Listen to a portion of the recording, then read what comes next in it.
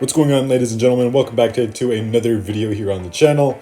And yeah, so today we're bringing back a semi-series that you guys have been asking for non-stop, and I might remember if you stuck around here for this long, and that is the Meta Deck Report. Now, for those of you who are new, first off, hello. And then second, the Meta Deck Report was originally a segment I'd sprinkle into videos every now and then. It was originally designed to keep you up to speed on what creatures were dominating the ladder and what teams were actually winning games at the time. But a lot has changed since then, not just with the game, but with the channel as well. So today we're taking what used to be a pretty small segment and turning it into a full-fledged breakdown of the current Jurassic World Alive meta.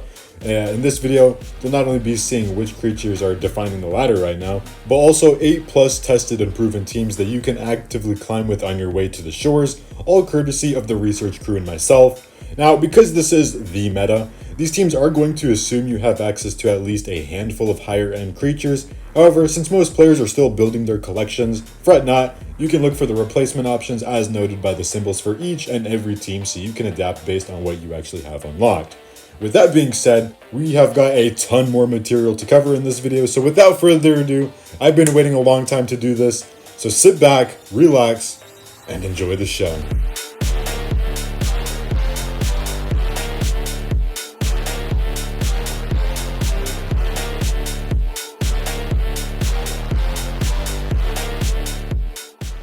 Alright, so before we get started, let's establish exactly what we're going to be doing today and who this video is for. Jurassic World Alive doesn't really have the luxury of a massive, flexible roster when it comes to competitive play. The meta is tight, options are limited, and the team building changes drastically depending on where you are on the ladder. The meta isn't even truly settled yet, and we're still awaiting the arrival of a plentiful number of creatures that are set to make their mark on the game, which is a big reason why this video took so long to begin with. We've seen a ton of top performers from last month, namely PickleRick, Spinotops, and Atromalistes, all receive nerfs alongside a handful of buffs to other meta staples that have drastically shifted the current playing field. So instead of throwing a single best team at you and calling it a day, this report is split into sections based on arena range, which you can find in the chapters of this video. We'll be looking at high-end teams designed for players pushing shores or who are already at the very peak, as well as more accessible builds for Aviary and Library players that are still climbing and filling out their collections. But before we get into the decks themselves though, we're going to start with a quick meta recap, what's changed this patch, what actually mattered, and what the data is showing in terms of usage and win rates, so the teams you're about to see actually make sense, as well as, what to look out for in the coming update being 3.18. So let's kick things off with a quick recap and rewind the clock back to November. This season in particular wasn't all too exciting. Creatures like Spinotops and Atromalistes continued to dominate the ladder, while other hybrids like PickleRick had already begun to see a decline in usage. That is until out of nowhere, the dev team dropped a round of balance changes for the month, openly acknowledging that these three creatures were performing a bit too well. And with that, we saw the following adjustments. Starting off with our lightning-headed friend Spinotops, it received a noticeable nerf. Attack was reduced by 100, bringing it from 1700 down to 1600. Armor was reduced by 5%, dropping it down to 25. And health was reduced by 100, bringing it down to 4700. Now, while the armor and health reductions weren't especially impactful on their own, the attack nerf was far more significant than many players initially realized. Most notably, Spinotops could no longer reliably one-shot Jara, and only now are players really starting to feel that difference in live play. I went into this dip in a bit more detail in my ranking video, which you can check out if you're curious. But despite the nerfs, Spinotops remains one of the most used creatures in the game, currently holding an absurd 92.1 meta share. I don't expect it to disappear anytime soon, but the dev team has stated they'll continue monitoring its performance going forward, so this story may not be over just yet. Moving on from Spino, we arrive at our boy in blue, Atromalistes, which for whatever reason received another change after already being adjusted back in October. This nerf reduced its attack by 50, bringing it down to 1450, and reduced its armor by 5%, dropping it to just 10%. As I mentioned in my ranking video, this change is eerily reminiscent of the nerf its parent received all the way back in Title Update 3.1 if memory serves correctly, where what looked like a minor armor and stat adjustment completely gutted its overall performance and matchup spread. Now, I don't think Atro is headed for that same fate just yet. It still boasts a very healthy 88.4 meta share, but that is a noticeable drop from the 94.4 it held prior to the nerf. Personally, I don't think the change was necessary, especially not with the dominance of the Beckel hybrid brothers keeping it in check already. Overall, this felt like a case of too little too late and not a change the meta was really asking for. And finally, we come to the gargantuan green Goliath, PickleRick. Now this is a nerf I can sort of get behind, though I'll also be the first to say it came far too late, well after Amplo's peak dominance had already passed. PickleRick was already seeing a decline due to the rise of hybrids like Titanotholus plaguing the latter, and this continues a recurring pattern with Ludia where creatures are often nerfed long after their heyday. That said, the changes were as follows: its attack was reduced by 50, armor was reduced by 5%, and health reduced by 100. The stat reductions themselves are reasonable, but the armor nerf is by far the most impactful when you factor in Intimidating Brace. If anything, that ability should have been the primary focus of the adjustment, but for reasons unknown it was left untouched. Regardless, PickleRick saw the largest drop-off of the three, now sitting at a measly 36.5 meta share, down significantly from the 61.8 it held prior to the patch. Now, as you could probably tell, November's balance changes came a little too late to truly shake things up, but honestly, I don't think the player base was all that upset about it. Of course, the biggest headline was the release of our newest Apex Big Bad, Fukuitops, an immortal heal-spamming nightmare that was wildly slept on at launch. It's honestly kind of funny looking back because a lot of players were calling this thing mid, some were even rallying for buffs. That opinion didn't last long, however. Once Fukuitops started settling into teams, players quickly realized just how oppressive it could be, and as of this video, it's already sitting at a 67.2 meta share, which is well above average, and we fully expect that number to continue climbing as the season progresses. But Fukuitops wasn't the only new face we saw. About a few weeks later, Big Edie was introduced, and while it does have legitimate potential, especially with Motherly Instinct, its counterattack, and its OE pressure, it's starting to look like this Omega may end up being brushed aside in favor of safer, more established options like Sinraptor, Uteranus, or Geosternbergia. At least for now, Big Edie seems to be more like a niche pick within the Omega lineup rather than a true meta staple. As we move into the final update of 2025, we saw a couple of very impactful balance changes, starting with Iguanodon. This was a nerf that players had been long asking for, and frankly, it was way overdue. The fact that a common creature could reliably kill Mortem Rex was hilarious, but it also set a terrible precedent moving forward. The dev team openly acknowledged that Iguanodon was just way too strong, and the adjustments reflected that. The dodge component was removed entirely from Protect the Herd, and Sheltering Impact was replaced with Vitalizing Impact, a necessary change and one that most of the community welcomed. However, Iguanodon wasn't the only creature touched this update. Becklerosaurus received a fairly substantial buff, an additional 250 health, and the addition of Anger on Escape. According to the dev team, Beckle often ran out of health just as he was about to secure a knockout, making it inconsistent at best, quote unquote. And if you've been seeing my ranking video, you'll already know that this change sent Beckle rocketing up to number 4. Personally, I think the On Escape alone would have been enough, but it's still pretty early days to tell just where that buff is gonna go, especially as we move on to the next year. Finally, December also brought changes to Becklolith, and this one's worth talking about. Ludia openly stated that this nerf was implemented to prevent Becklolith from being blacklisted in the legendary format, which is an absolutely insane sentence to hear and really drives home just how dominant this creature was.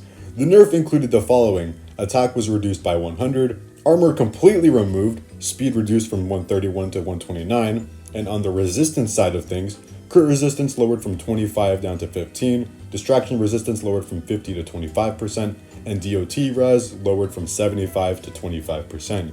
Now, this nerf is actually larger than the one Becklolith received back in July, and yet, funnily enough, it still looks like it's going to be the best legendary in the game. I highly doubt it's going anywhere anytime soon, although this does slightly just close the gap just a little bit. Now, with the state of the meta clearly recapped, we can finally head into the meta deck report. So listen, when we talk about the meta, we're typically talking about top tier efficiency, creatures and teams that win consistently, minimize risk, and give you the best odds of climbing in the current environment. Like I said at the start of the video though, these teams will assume you have access to at least a handful of strong options in your collection. That said, I'm fully aware that all of our collections look different, so for every single team I'll be including replacement indicators to help you swap creatures in and out depending on what you actually own. And before we begin, it's also worth noting that this report will be covering Aviary all the way up to Valley of Titans. To make this as easy to follow as possible, each arena range will be separated into chapter segments so you can jump directly to the segment that applies to you. With that out of the way, let's get into our first team. Sting and Sweep kicks off our meta deck report as our first low aviary friendly team, a lineup built around high-end synergist, layered disruption, and reliable revenge killing. This team brings excellent control through Junior, Monkey on Deckless, and Titanotarchus. On the offensive end, Alacranix and Denomimus serve as your primary revenge killers, and rounding it out is a strong synergy core in Stygiderix, Nyctoterix, and Pokemdactylus, allowing for flexible swaps and constant pressure throughout the match. Pokemdactylus in particular is a strong tech choice here, capable of swapping in on most D-Rex variants you'll encounter and turning those situations into favorable trades. Overall, this team thrives on unpredictability, offering multiple setup paths for revenge kills and swap windows that keep opponents guessing consistently. The only real drawback is Nyctoterix's DNA accessibility, which can be a hurdle for some players. That said, swapping it out for something like Astemna Suchus won't hurt the team's performance in the slightest. Next up, for higher aviary players, we have Pyromaniac, a deck built around pure nuke level damage. The focus here is to overwhelm your opponent before they have a chance to react. Pyrorixy serves as the centerpiece with its Berserk ability, while Tyrannodactylus, Constrictoraptor, and Ovenlothosaurus provide reliable revenge-killing support. This team embodies the burst archetype, punishing mistakes and capitalizing on openings immediately. And for those eyeing the Indonemes, don't worry, this team performs exceptionally without it. You can swap in creatures from the previous team or add options in like Indochuseion or Tyrannometrodon, both of which are fully obtainable through darting or PvP without losing effectiveness. You still have all the other pieces you need in the deck to truly make this work. As we leave the abomination of Aviary behind, we step into Lockwood's library, and our first deck here is Distorted Vigor. For those who were around during Season 1 of Isle of Trials, hopefully you would have picked up Distortus Rex, because this deck allows you to do some seriously nasty stuff. It continues leveraging the synergy of Junior and Ovenlov, while adding Dragonith into the pinch, a standout from its own Isla event, and a Lycan and Serranosaurus round out the team, providing both disruption and raw output. The goal here is to overwhelm your opponent with sheer stats and pressure.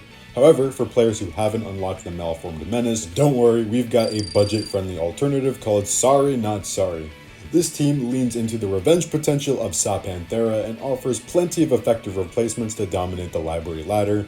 Both decks are extremely reliable, and they shine in boost efficiency most notably. The biggest eater is likely going to be Indonemes, while the rest of the team mostly carries itself through raw stats and solid synergy. Now, as we climb up the ladder, the competition naturally ramps up, and so must your team. So Fatal Affliction is a lineup that packs some of the meta's deadliest hitters. Bekel'Jara and Spinotops headline the deck, bringing insane kits and versatility to every matchup. Distortus Rex and Serranosaurus continue to carry the team through sheer stats, while Atremalistes adds chip damage and tech potential to round out your synergy. Replacement options here are a bit more limited, but the team is completely doable and significantly increases your odds of pushing into the Gyrosphere Depot. And so we have finally escaped the clutches of some of the most unforgiving arenas in the game and move into the Depot. From here on out, teams tend to be fairly consistent, with only minor adjustments as you climb.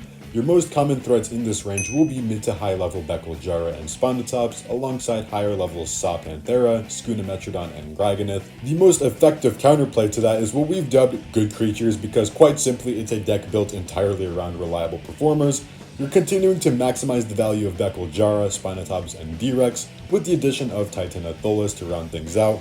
There's nothing flashy here, and that's the point. This stage of the ladder where team building starts to look very similar across players with fewer meaningful deviations, and as you progress deeper into the depot, depending on your resources and collection, the team naturally could evolve into something like this. With the introduction of BekelRiz and Fukuitops, you're looking at a significantly stronger version of the same core, especially given how easy it seems to be climbing up the ladder now. So at this point, we've progressed a lot, right? For players who have just hit shores and are looking to stay there, the good news is that matchmaking is currently far more forgiving than it used to be, meaning slightly lower level teams can still find success. More importantly though, your team composition isn't going to change drastically from what we just covered. In most cases, it's going to look nearly identical, maybe one or two minor swaps depending on your collection, but the core remains heavily the same. From here on out, the focus shifts away from constant rebuilding and towards refinement, tightening your play, conserving boosts, and steadily leveling the team you already have as you push higher up the ladder and toward the valley.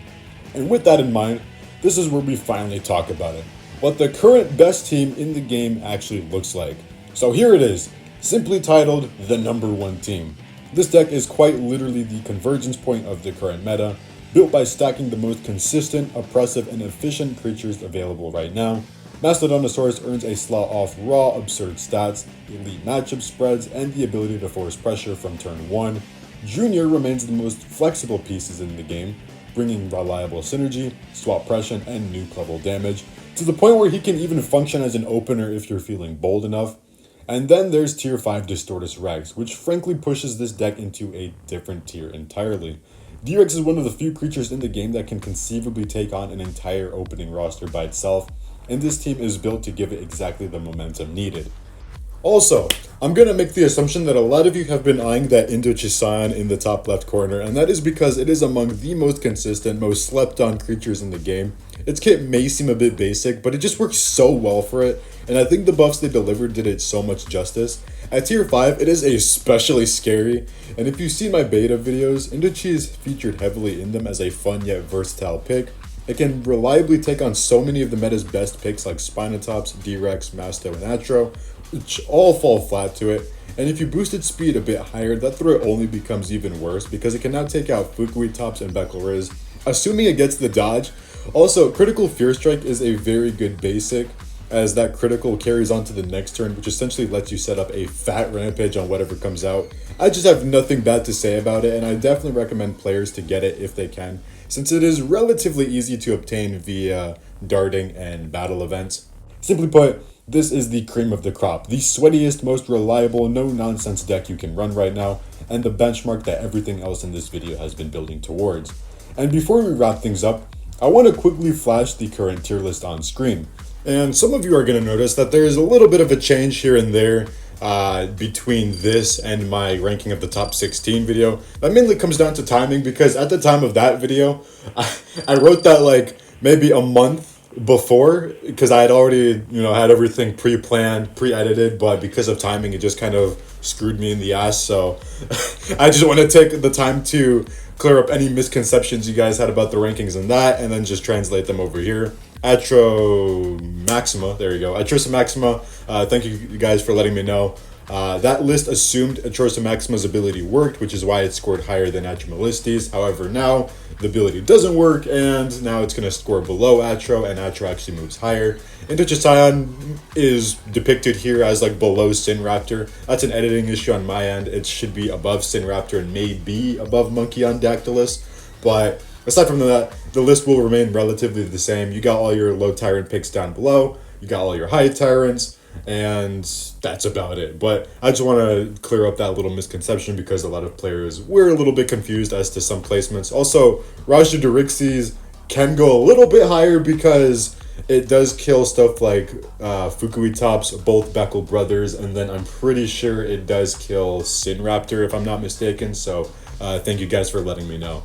Aside from that, like I said, should be no other changes, but I might be doing another re-ranking of my ranking video, so stay tuned for that. And with that, ladies and gentlemen, that wraps up the meta deck report for the month of December in what is shaping up to be a very robust and competitive meta. Expect a lot of movement as we head into 2026, and depending on when this is uploaded, we might already be there. Especially with the next patch on the horizon, keep your eyes peeled for things like Megaraptor, Bariosaur, and Bariotor, I think.